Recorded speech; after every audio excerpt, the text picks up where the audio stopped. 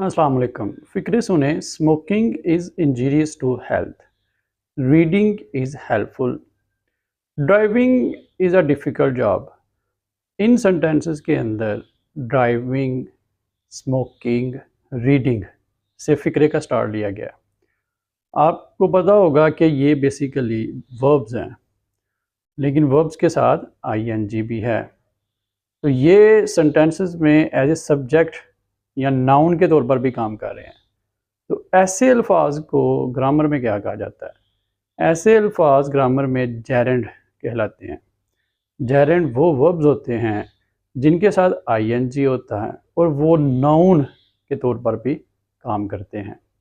तो इन फिक्रों में smoking, reading और ड्राइविंग जेरेंड हैं जो कि नाउन का काम कर रहे हैं। तो उम्मीद है आपको जेरेंड की समझ आई होगी। बहुत शुक्रिया, थैंक यू।